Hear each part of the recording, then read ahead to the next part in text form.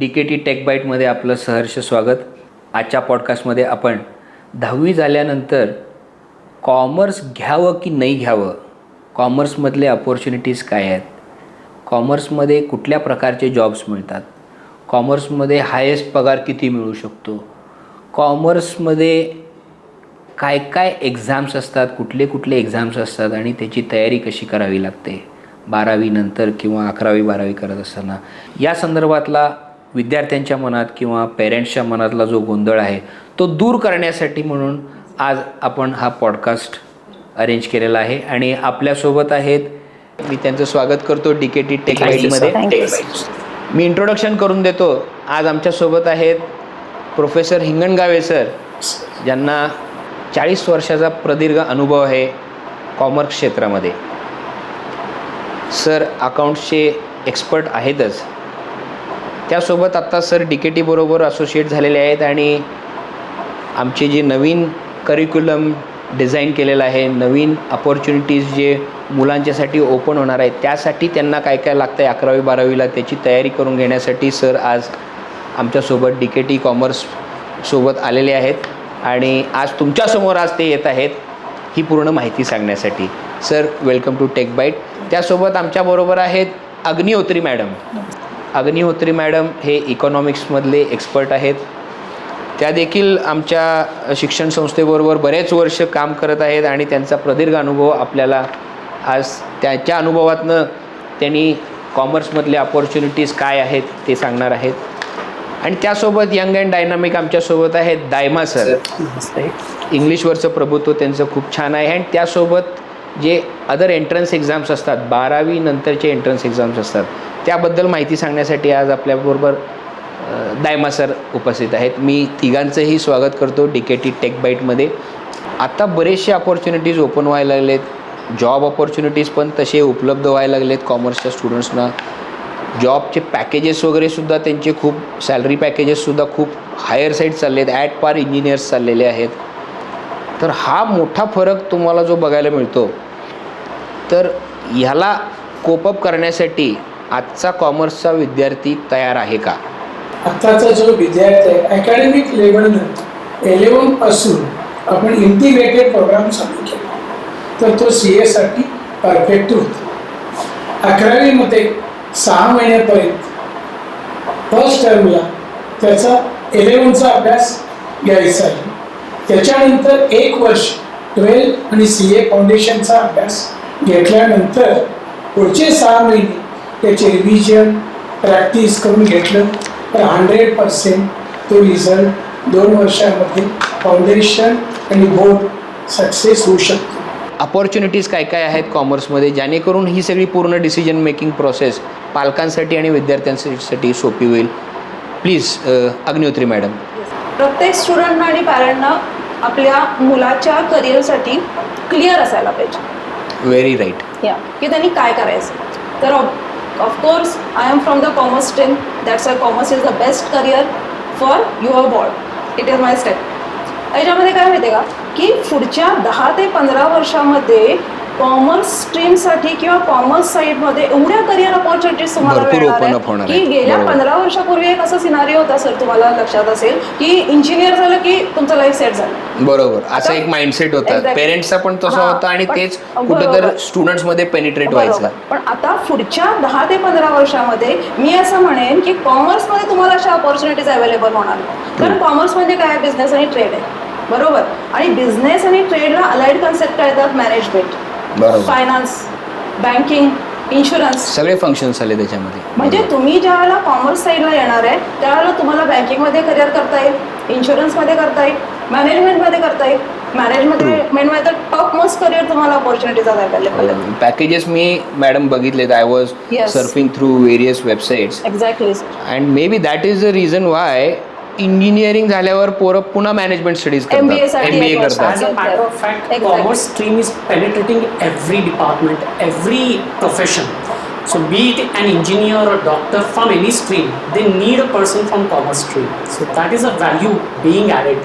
Very true madam. प्रत्येक कंपनीत आज कॉमर्सचा कुठला ना कुठल्या हुद्द्यावरती माणूस असतोच आणि लागतोच. आणि त्याच्यामुळे माझं असं सजेशन आहे की प्रत्येकानं कॉमर्सला अंडरस्टँड करायला पाहिजे. Not only commerce but new commerce which is called the new commerce. New commerce. Yes. आता नवीन कॉमर्स काय आहे याला तुम्ही अंडरस्टँड पहिल्यांदा करून घ्या, आणि जेव्हा तुमचं ते अंडरस्टँडिंग होईल त्याला कॉमर्सकडे 100% तुमचा जो काही इंटरेस्ट आहे तो वाढणार आहे. कारण कॉमर्समध्ये प्रचंड अपॉर्च्युनिटीज आहेत, ट्रिमेंडस करिअर आहे. तुम्ही ज्या वेळेला हायर क्वालिफाईड व्हाल त्यावेळेला तुम्हाला 4Bs मध्ये बिग कंपनीज ज्या आहेत त्याच्यामध्ये ज्यावेळेला तुम्हाला जॉब्स मिळणार आहेत, त्या जॉबचं जर तुम्ही कम्पॅरिझन विथ सायन्स म्हणजे इंजिनियर तुम्ही झाला तर पहिलं पॅकेज 2.5 लाख ते 3.5 लाख रुपये आहे. पण तुम्ही CA झाला की तुमचं पहिलं पॅकेज 10 लाखाचं येते. इट इज फार अ मोठा फरक कम्पॅरिझन. आहे. That is true. Yeah. हा कम्पॅरिझन आहे. त्यामुळे जे न्यू कॉमर्स किंवा न्यू कॉमर्स आहे त्याला पण तुम्ही अंडरस्टँड करून घ्या. Very true. आणि नक्कीच हाच हेतू आहे आजचा आपला, की या. कॉमर्सला आणि बरोबर. समजून घ्यायचं आहे आपण Exactly. सगळ्यांनी, की 11वी 12वी सायन्स घेतात मुलं आणि नंतर 12वीला लक्षात येते की आता ह्यानं CA करायला पाहिजे. तर मॅडम असे पण विद्यार्थी असतात, बरेचसे आहेत. माझ्या बॅचचे माझे मित्र पण काही तसे CA झालेले आहेत. तर त्याबद्दल तुम्ही how would you present it in front of the our yes viewers? Sir. 12वी पर्यंत तुमचं सायन्स स्ट्रीम कम्प्लीट झालेलं आहे. तुम्हाला आता असं वाटतं की मला कॉमर्सकडे जायचं आहे, पण 12वी नंतर जर तुम्हाला CA करायचं असेल, doors are open to you. फक्त त्याच्यासाठी हार्डवर्क करायला पाहिजे. 11वी 12वी जे अकाउंटन्सी आहे ते कव्हरअप करायला पाहिजे. हे नक्कीच याच्यामध्ये तुमचं छान करिअर होऊ शकतं. When do you think that parents should be clear or students should be clear of what they want to become or which stream they should opt for after 10th? When should it be decided? म्हणजे परीक्षा झाल्यावरती at the end of 10th standard or should it be decided prior to that like in 8th standard, 9th standard? or मला असं वाटतं की parents should have some rough alignments or plans for for their wards, for their children regarding their future educational opportunities. तर हे कुठल्या इयत्तेला, कुठल्या स्टँडर्डला, at what standard should it be decided? अच्छा चीज ये रहेगा कि by the time students are in 9th standard, it's important that they are clear about it. Yes, yes, so yes. The sooner they start the better. पण ज्या वेळेला after 8th स्टुडंटची जी mentality असते ती पॉवरफुल झालेली असते, माइंड Yes, स्ट्रॉंग yes. झालेलं असतं, आणि त्याला आपल्याला एक्झॅक्टली समजतं की तो स्टुडंट काय करणार आहे लाईफ मध्ये, त्याचं इन्क्लिनेशन कुठे आहे एक्झॅक्टली. आणि त्यासाठी 9thला गेल्यानंतर जसं आपण सायन्ससाठी जे इंटिग्रेटेड कोर्सेस करतो आपण त्याप्रमाणे कॉमर्ससाठी असायला पाहिजेत. म्हणजे मला असं वाटतं की 9thचा ज्या वेळेला बिगिनिंग पिरियड असतो त्यावेळेला त्यांना आपण लेक्चर्स देऊन किंवा त्यांना कॉमर्सबद्दलची इन्फॉर्मेशन देऊन त्यांना याच्याबद्दलचं अवेअरनेस आपण जो म्हणतो तो क्रिएट करणं जास्त गरजेचं आहे. आणि नॉट ओनली टू स्टुडंट्स, त्यावेळेला पॅरेंट्सला पण याच्याबद्दलची information it is important. True.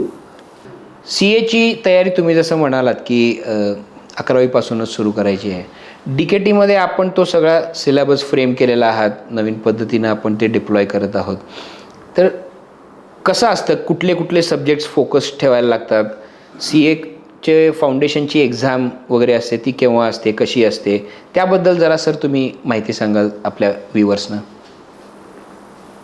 10th नंतर 11thला मुलगा जेव्हा येतोय तेव्हा त्याला पहिला कॉमर्सचे कन्सेप्ट क्लिअर व्हायला पाहिजे. ओके. त्यासाठी त्याला एक 6 महिने तरी वेळ द्यायला पाहिजे. त्याचे कॉमर्स कन्सेप्ट क्लिअर झाले की त्याच्यानंतर मग त्याचं जर्नी CAकडे चालू होऊ शकते. ओके. म्हणजे इंटिग्रेटेड 12th पण घेऊ शकतोय. 11चा सिलेबस संपला की 12th बोर्डचं आणि CA फाउंडेशनचा कोर्स 12 महिन्यामध्ये कम्प्लीट होऊ शकतोय. सर आता आपल्या ह्याच्यामध्ये जनरल आपलं 11वी 12वीचा सिलेबस पण आपण कवर करत असतो, त्यासोबत पॅरलली CAचं वेगळे क्लासेस आपल्याला तिथंच आपण अरेंज केलेले आहेत. पॅरलली आफ्टर कॉलेज आवर्स आपण घेत असतो. तर किती तास त्याच्यासाठी द्यायला पाहिजेत? 11वीपासूनच मी जर सुरुवात केली तर मला किती तास त्याच्यासाठी द्यायला पाहिजेत रोज स्टडीजसाठी? म्हणजे मुलांना एक त्याच्याबद्दल एक क्लॅरिटी मिळेल की CA म्हणजे 12-12 तास अभ्यास करायचं. हे तर ठीक आहे, at a later point of time ते करावं लागत पण असेल आपल्याला, पण फाउंडेशनला आत्ता काय करायला लागतं, किती वेळ त्याला डेडिकेट करावं लागतं? कॉलेजचा स्टडी रेग्युलर झाल्यानंतर कमीत कमी त्याने 6 तास तरी करायला पाहिजे. जे होमवर्क दिलेलं असेल ते होमवर्क पूर्ण करायला पाहिजे.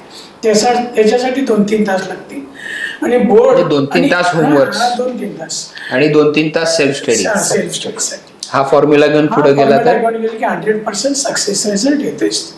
बर. सर, CA होण्यासाठी पहिली पायरी CA फाउंडेशन आहे. तर ती केव्हा असते परीक्षा? 12वीच्या? आता 11th ला मुलगा आपल्याकडे 26 ला येणार, बरोबर. तर 27ला 11th होणार. 2027ला 11वी त्याची संपली. 28ला तो बोर्ड पण 12th होणार आणि CA फाउंडेशन पण होणार 2028ला. म्हणजे आता 10वी होणारे विद्यार्थी, म्हणजे परवा परीक्षा झाली, 28ला तो 12th आणि फाउंडेशन क्लिअर होणार. 2028 हे टार्गेट करून CA ची परीक्षा तुम्ही टार्गेट करू शकता आजच्या जे 10वी झालेल्या विद्यार्थ्यांच्यासाठी. आणि 29ला तो इंटर होऊ शकतो. इंटरपर्यंत आपण तो कोर्स चालू शकते सर. ओके. सो फाउंडेशन नंतर नेक्स्ट एक्झाम आहे इंटरमिजिएट. त्यावेळी त्यांची 12वी झालेली असेल सर, 12वी आणि त्यांनी झालेली कुठं तर बॅचलरसाठी ऍडमिशन घेतलेलं पण असेल त्यावेळी. एक्सटर्नल घेतलं तरी चालू शकते. Okay okay. What are other different exams other than CA? I don't want, मी तेवढा कदाचित हुशार नाही आहे की मला CA जमेल किंवा CS जमेल. तर काय दुसरे काय अपॉर्च्युनिटीज आहेत 11वी 12वी कॉमर्स घेतलेल्या विद्यार्थ्यांना? बरेचसे एंट्रन्स एक्झाम्स मी ऐकलेले आहेत. बरेचसे मोठे मोठे कॉलेजेस युनिव्हर्सिटीजमध्ये आपले डोर्स ओपन होऊ शकतात त्या एंट्रन्स एक्झाम्सनी. फॉर एक्झाम्पल CUET असेल, मग CLAT असेल लॉ करण्यासाठी. Sir, please throw some more light on these entrance exams after 12th commerce. Sure. So there are IP-MAT, CLAT, and CUET, some of the prominent entrance tests that students IP-MAT, CLAT, and CUET. and CUET. Yes. Okay. So these are some of the prominent entrance tests right after 12th. Okay. Okay. Out of which IP-MAT stands for Integrated Program in Management Aptitude Test. The exam is conducted by IIMs. IIMs. Okay. Indian Institute of Managements. The premier institute in management education. Absolutely. ये वो institutions है जिनके लिए India और foreign से भी लोग they vie for it, they compete for Right, it right, every right. year. So one reason why anyone should go for this, IP-MAT is एक बड़ा reason जो मैं personally जानता हूँ is like you will be able to spend 5 years in Okay. that elite environment. जहाँ पे आपको सिर्फ अब तक 2 साल का ही अपॉर्चुनिटी मिलता था, आज के बच्चों के लिए ये अपॉर्चुनिटी 5 सालों तक जाती है. क्योंकि IIMs बोलेंगे तो सबसे पहले चीज़ दिमाग में आती है MBA, और MBA के लिए एंट्रेंस एग्जाम है CAT, एंड वो ग्रेजुएशन के बाद देना है. तो ये एक ही अलाइनमेंट बैठता है हमारे दिमाग में when we talk of IIMs. Correct. तो ये भी कोर्सेस IIMs में हैं, and that is after 12th. After 12th. And it's a 5-year years integrated integrated. program. I would like to tell my viewers that for commerce students who are wishing to opt for post graduation in IIMs, this is their golden opportunity and a golden gateway. A 5-year integrated program in IIMs right after 12th. Sir, then is it the clubbing of both bachelor's as well as master's program, master's degree? It is. So another benefit is this. Please, can you please throw some more light? If a student cracks IP-MAT, IP-MAT, yes. If they crack IP-MAT, they get entry directly into IIMs. IIMs, And okay. they don't have to compete for CAT, Common Admission Test. They don't have to give which is- CAT. No. And still they can do MBA from IIMs. Yes, the same IIMs, yes. They have to continue their studies for 5 years. 5 years. So it's a 5-year integrated program. 5-year program. Achha, the BBA. program is itself 5-year program. So the history is something like back in 2011. It was IIM Indore that began this program. Okay. And gradually rest of the IIMs have started to implement the same. They are Now this 5-year program, sir, अभी कौन से IIMs में ये चालू है? at present it is in IIM Indore, Rohtak, Okay. IIM Jammu, Bodh Gaya, Sirmoor. These are the prominent IP-MAT, the And institutions. what is the average package of these institutes after, मतलब यहाँ से हम 5-year program हमारा बच्चा अगर करके बाहर निकलेगा, Right. तो उसको जॉब अपॉर्चुनिटीज क्या है वो भी बताइए आप. So basically, if you complete your integrated program, IPM जिस दिन complete होता है, the average packages are from 30 to 35 lakh rupees. 30 to 35 lakh rupees Yes. per annum. Yes, that's true. It is more than what an That is an engineer earns. average package I'm talking And that's for about. freshers. Yes, for freshers. Yes. Think of it. Absolutely golden gateway to a good career starts from commerce courses. Right. A fresher getting 30-35 lakhs of package is not a small thing. And this, my viewers, my friends, is the information that you must register in your minds before making any decisions regarding science law or commerce law. You should know all these things, and that's the reason why we have these experts with us. Sir, can you please throw some more light on these exams similar to IPMET? Are there any other exams similar So to yes, IPMET? there are. Another one is CLAT. CLAT. CLAT. Okay. So think of a student, एक ऐसा student जो debates में या फिर जिसको logical thinking जिसका बहुत अच्छा है, इन चीज़ों में इंटरेस्ट है, they can definitely go for career in law. Law. Yes. currently. और जिसमें Are we talking about LLB and And LLB LLM. programs? Yeah. LLM Yeah. programs? LLB and LLM. Yes. So So there's CLAT, an entrance test for that also. yes. Law करना है तो Yes. भी तो entrance entrance, test. yes. Bachelor's Yeah, program है, LLB, right? yes. Bachelor's and then masters also. Okay. Entrance. Okay. Yes, both. So CLAT is it stands for Common Legal Admission Test, and it's a test for all the law universities across India. And if a student secures an entry into one of those elite colleges, I have seen students securing packages worth crores of rupees, even in the field of law. So today, law is not restricted to courtroom. It has gone beyond that. आपको corporate jobs There's mill सकते a हैं. new vertical called corporate law. Yeah, corporate law. And every big corporate company has a different department, legal department. legal and department. there they need corporate law experts. Legal advisor is Legal the most advisors, important yes, person. yes, It is. CS. Very true. So students have opportunities there also. As a matter of fact, the commerce stream is least explored. This is what So I first, yes, it is least Yeah, it is explored. It least is least explored. discussed. Yeah. Also, that's why we are taking this opportunity to discuss these things in front of our viewers so that they can understand the opportunities here. Yeah. Sir, what are the top law colleges in India? If I go for, say, Commerce 11th, 12th and I prepare myself for CLAT, then what are the colleges that I should aim for? So I would like to mention 4 colleges. One is from Bangalore, which is Bangalore, yes. National Law School of India. Okay, so It's the topmost it college is a of law. topmost college. It is. Many students actually compete for it every year. So National Law University, Delhi. There is another university in West Bengal, Kolkata. These are the prominent colleges that students should aim for. Aim for it. Yes.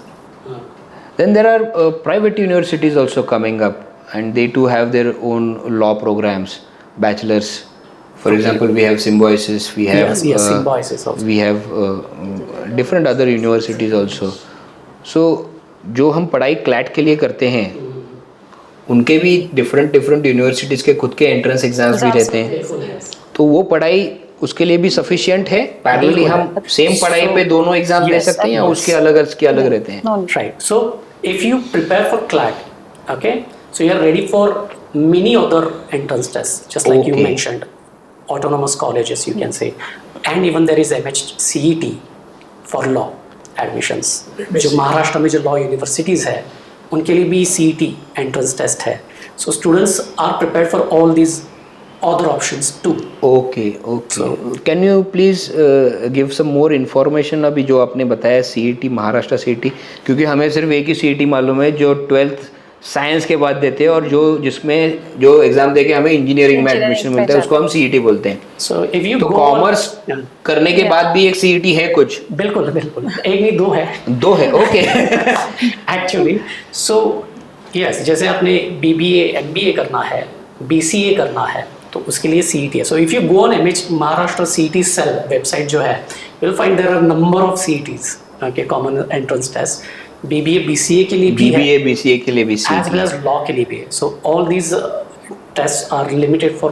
तो CLAT exam देने के बाद हमें national level के colleges में entry मिल सकती है और महाराष्ट्र लेवल के लॉ कॉलेजेस में एंट्री चाहिए तो CET है. So it's like 12th science के बाद CET भी दो और JEE भी दो. JEE के मार्क्स पे भी आपको महाराष्ट्र के कॉलेजेस मिलेंगे. वैसे क्लैट जो नेशनल लेवल है उस मार्क्स के बेसिस पे हमको महाराष्ट्र के कॉलेजेस मिल सकते हैं. बिल्कुल मिल सकता है. Okay that's exactly you have pin pointed. Like जैसे साइंस पे में आपके लिए JEE और CET है, here in commerce you have CLAT, IP MAT at national levels and CET is at the state level. State level. Yes. Okay. So there are n number of Very possibilities. and informative. opportunities. Very Yes. informative. This is absolutely new New for me because I myself am a science student, Yeah. so these things are very new for me. और जो कोई भी parents है जिन्होंने science लेके अपना career में आगे गए हैं उनके लिए भी शायद ये नई चीज़ है. It is new information. As madam rightly said, it is new commerce. Yes. Sir, can you please tell us what all colleges can a student get if he clears or he gets good marks in CUET? Sure. So CUET stands for Common University Entrance Test, and this is a test for admissions in the colleges that come under central universities. And the topmost colleges in commerce stream that one should aim for are Shri Ram College of Commerce, Delhi, and Hansraj College. Okay, from Delhi. These are itself. most sought after colleges. Yes, they are. And even NMIMS from Mumbai. These are the Nursing colleges that Mumbai. accept CUET. So if the courses that one should go for, now even here I have something to, present. It is like BBA, FIA. BBA, FIA. BBA, FIA. So what does it people stand just know for? BBA. Yes. But there is this course. Bachelor's of graduation. Business Administration. Yeah, What is there F? Yes, I'll FIA, right? FIA. So BBA FI is something different phenomenon. It completely focuses on finance and investment analysis. So Finance and Investment Analysis. That is FIA. That's something new for me. it is, again, as I said, least explored courses. If somebody These are has- absolutely least explored Yeah. because yeah. many students, many viewers might not be knowing this also. Please, sir, please So continue. FIA, if a student is interested in stock market, investment analysis, this is the course that will give you kind of career opportunities where sky is the limit. Remember this, because ये जो phenomenon है, it's never ending and it has no limits whatsoever. So मुझे अगर finances में, investments में interest है, so FIA, BBA, Is the FIA right is the course for us. It is. So, Yes. is it like BBA and BBA majors ka- in FIA? Yes, Like yes. we have majors and minors subjects Yes. also. Right. Is it that kind of a thing? It Like is. So- MBA in marketing, MBA in Right, finance? right. वैसे Exactly like BBA in finance and investment analysis. Yes. Give some idea about career opportunities in fintech. और उसके लिए मुझे fintech में जाना है तो मुझे क्या करना चाहिए? What courses should I opt for? So if a student is interested in fintech, so there are several options. So you can do graduation from any one of these universities like SRCC से कर लिया, BBA, and choose finance as your specialization. You get Which- opportunity into In- these fintech companies. Absolutely. Very Absolutely. nice, very nice. Talking about fintech, there is another vertical that's coming up, and as we were having a discussion before this podcast, that's foreign trade. Can you please tell us more about? So we should first pay attention to the present scenario, how India is having its dominance in this foreign world today, how we are being looked upon with respect. And here one Especially in manufacturing sector, Yes, yes. India has gone leaps and bounds. leaps and bounds. Now we are competing with China, Yeah. and when we are manufacturing so much, I think there are plenty of opportunities in foreign trade also, exports and imports. So this has become another phenomenon where people are, students are moving. It has become a new vertical now. Yes, it has. It has. And for this, we have another one college from Kakinada, which is So, if you don't mind, we will tell our viewers what are the opportunities if you, for example, take IIFT, Right. consider IIFT. We'll check our IIFT's website. I have a tablet here, if you can see. So I have just opened the website of IIFT, Indian Institute of Foreign Trade, and the course that IIFT is offering after 12th is IPM. a 5 years integrated program. And the placements of this program, I wish to show it to our viewers. They're going to be mind-boggling actually. You will not believe, even an engineer will not get this kind of salary. This is the official document presented on their website. You can go on the website of iift.ac.in and check their placement. They have a different section on their website called placements, recruitment. You can go into that section and check. There's a PDF that's downloaded here on my phone. It's a 3-year bachelor's program and 2 years MBA program. So असं दोन्ही मिळून 5 वर्षाचा course असतो तो 5 years. So that they give MBA in IB, International Business. And the recent placement figures here in IB, I'll just increase the brightness here. See, 2023-25 highest international C2C 1.23 crores per annum. 1.23 crores per annum is the salary, highest salary that has been paid to the student who has passed this exam, who has opted for this course, who has taken 11th 12th commerce, and he is the person who is taking this salary today. Now the highest domestic package, now this is international placement, the domestic package, highest domestic package is 72 lakh rupees per annum. Absolutely mind-boggling. It is. This is official IIFT website. The average C2C package, average class के हर बच्चे का package निकालेंगे, उसका average निकालेंगे तो उसका average होता है 30 लाख.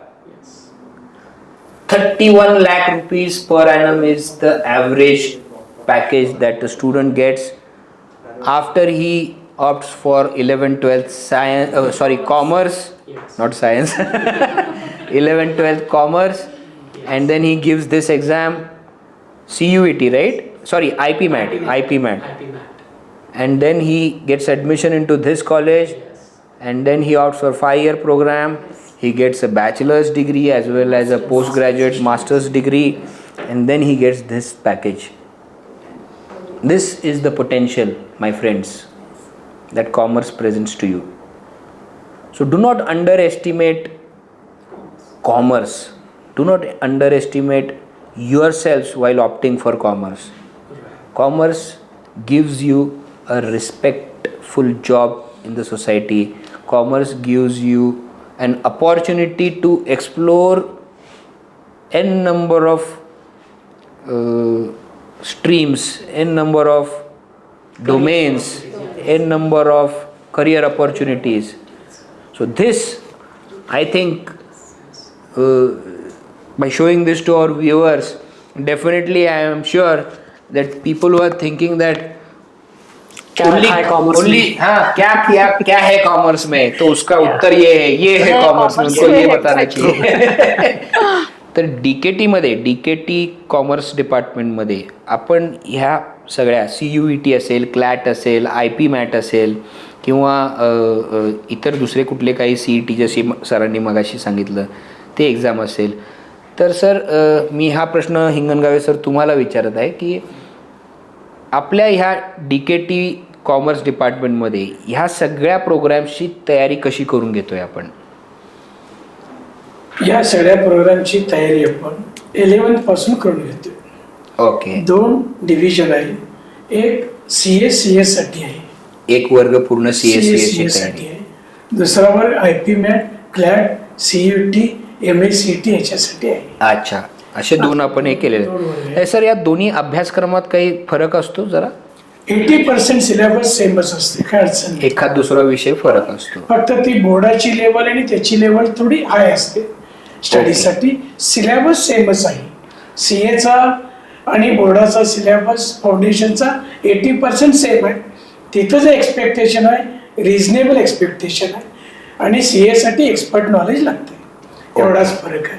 तर आपण सोबत म्हणजे तुम्ही आता जसं म्हणालात 12वीची पण आपण तयारी करून घेत आहोत. बरोबर आहे. आता हे सर वेळेत कसं बसवलंय आपण सगळं यासाठी- डीकेटी मध्ये ऍडमिशन घेतल्यानंतर मुलाच्या डोक्यात म्हणजे आज पालक देखील हे सगळे बघत आहेत हा पॉडकास्ट, मुद्दामून त्यांच्यासाठी सांगा सर की आपण हे वेळेत कसं बसवलेलं आहे, कसं काय त्याचं डिझाईन केलेलं आहे. यासाठी आपण 11वी 12वी आणि CA फाउंडेशन हे तिन्ही कोर्सेससाठी 2 वर्षाचा प्रोग्राम लावलेला आहे. बर, टायमिंग किती वाजता मुलांनी यायचं?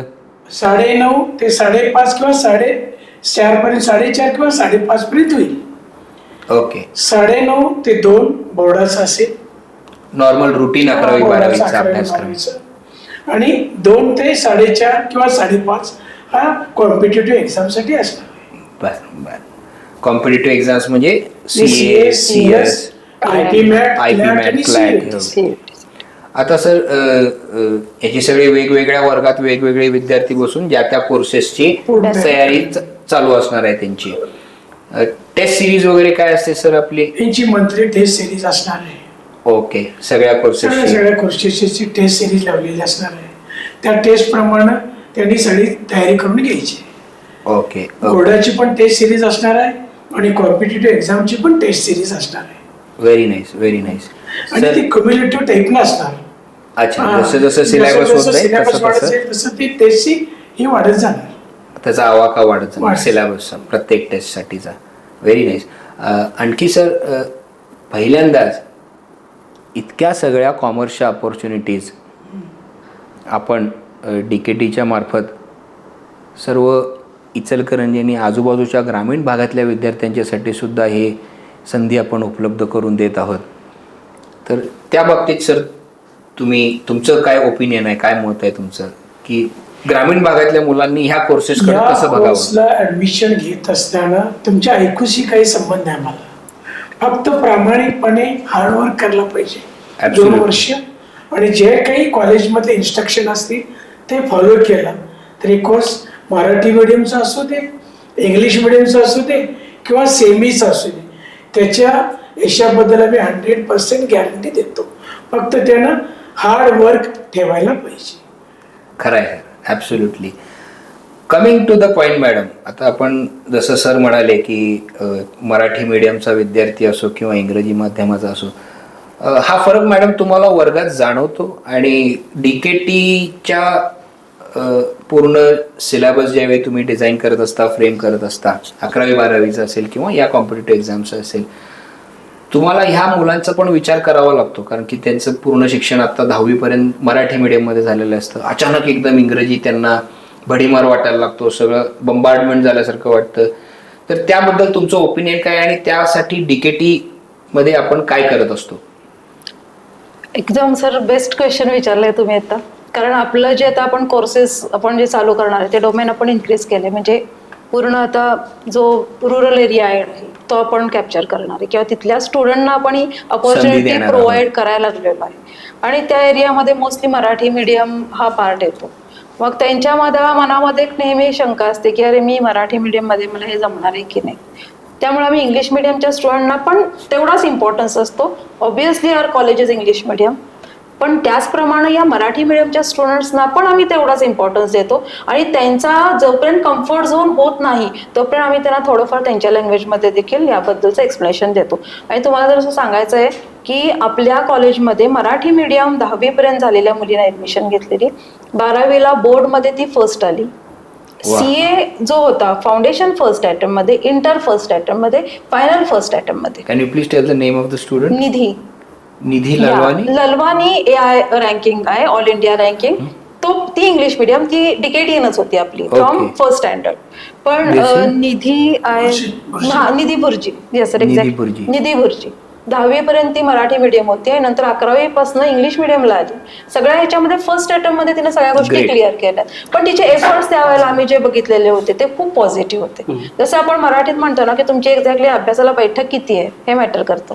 तुम्ही किती तास आणि किती पॉझिटिव्ह अभ्यास करता.